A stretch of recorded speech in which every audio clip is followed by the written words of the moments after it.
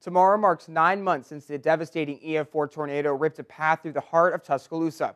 And the days, weeks, and months following, the outpour in support of volunteers was an amazing sight to see. Now on Monday, several tornadoes tore through central Alabama, killing 2.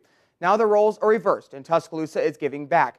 Jonathan Thorne from 98 TXT is here to tell us about a supply drive benefiting the victims of this week's storms. How are you doing tonight? Thank you so much for being here. Thanks for having me, Matt. Okay, so just kind of tell us a little bit about what's going to go on tomorrow. We're calling it T-Town Gives Back, and you just touched on it. There's a lot of people that have need. 300 homes were destroyed in Jefferson County. 600 were touched in some way and damaged. So a lot of people need to be taken care of. And we know, we saw it here in Tuscaloosa, the outpouring, as you just said, not just from the local community, but we saw the caravans coming down the interstate and down the roads to help take care of us. So we want to return that love. And I know a lot of people here in Tuscaloosa feel the same way, so that's what we're doing. Bruno's on McFarland Boulevard. We'll be out there from 10 to 6, broadcasting live with 98 TXT, 94.1 ZBQ, and Talk Radio 105.9.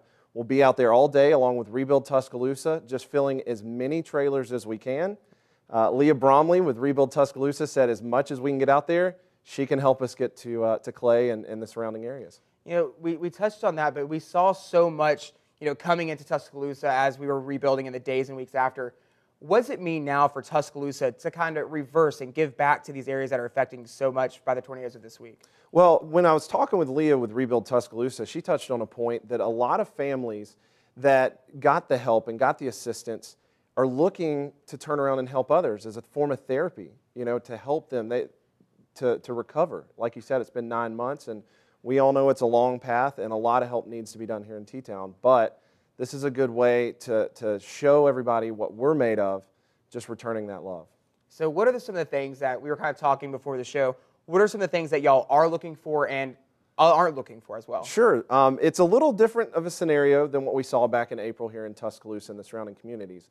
So what we are looking for is non-perishable food items, baby supplies, also the flavor packets for 20-ounce bottles of water.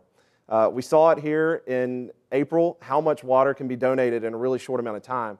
So we need those flavor packets to help spice them up a little bit. What we won't be taking, though, is actually water bottles. They have plenty, and clothing, because we're not set up to take that right now.